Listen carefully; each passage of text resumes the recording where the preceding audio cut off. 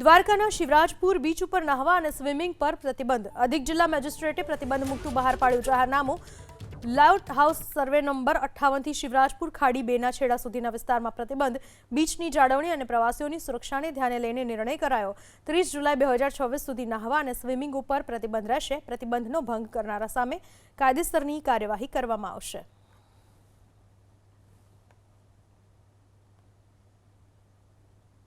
Shivrajpur beach પર નહાવા માટે પ્રતિબંધ રહેશે. જાહેરનામું બહાર પાડવામાં આવ્યું છે.